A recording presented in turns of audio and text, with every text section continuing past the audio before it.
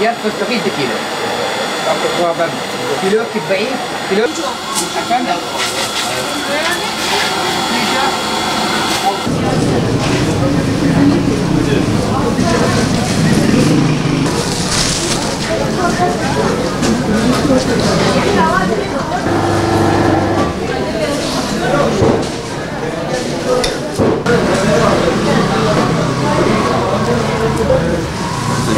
Tabii Ramazan ayına sayılı günlerimiz kaldı. Ürünlerimiz 20-25 gündür ürünlerimiz geliyor Ramazan için. Tüm ürünlerimizle Ramazan ayına hazırız. Tabii geçen sene oranla da fiyatlarımız da uygundur. Bu kalitelidir. Tahin, helva, hurma çeşitlerimiz, hoşaflık, kayısı çeşitlerimiz, kuru üzüm çeşitlerimiz bunlardır. Geçen sene oranla geçen sene verdiğimiz tahinler 150 idi. Bu sene itibariyle 170 TL'dir. Pek fiyat yükselmedi, yani fiyatlar hemen hemen aynıdır yani. Hurmalar da ithal olduğu için döviz bazında geliyor fiyatlar. Geçen sene oranla o da fazla yüksek değil. Her bütçeye uygun hurma çeşitlerimiz var. 50 TL'den başlayıp 600 TL'ye kadar hurma çeşitlerimiz var. Elimizde stoklarımız var. Alan izniyle fiyatlar değişmeyecek bizde. Yani bizde değişmeyecek. Fiyatlar yine şimdiki fiyatlarımız neyse Ramazan ayında da fiyatlarımız aynı olacak. Tabii insanlarımız alıyor. Tabii.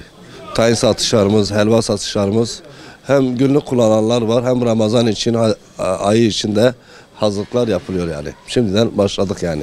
Öyle söyleyeyim size. Ramazan ayı inşallah ülkemize, milletimize sağlık ve barış ve huzur getirmesini temenni ediyoruz. Ramazan ayı elhamdülillah yaklaşmak üzeredir. Biz de hazırlıklarımızı tamamlıyoruz. Az bir eksiklerimiz var. Onları da inşallah birkaç güne onları tamamlayacağız. Yani milletin en fazla tercih ettiği zeytindir, peynir, bir de tahin, pekmez, helva çeşitlerini bulunduruyoruz. Kavurma, ev yapımı kavurma ve sucuk çeşitleri de var bizde. Fiyatlar da geçen sene oranla fazla değişmemiştir.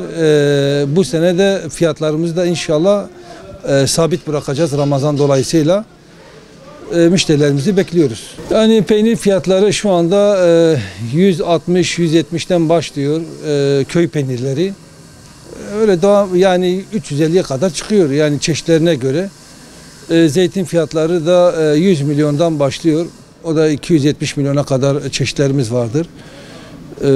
Onun hani tahinimiz bu sene 170 milyon sabit bıraktık. Ramazan dolayısıyla değiştirmeyeceğiz fiyatlarımızı. Pekmez de köy pekmezi, matrone pekmez bizde vardır. O da 270 milyondan satışa sunduruyoruz. O da sabit bırakıyoruz. Yani müşterilerimizi bekliyoruz.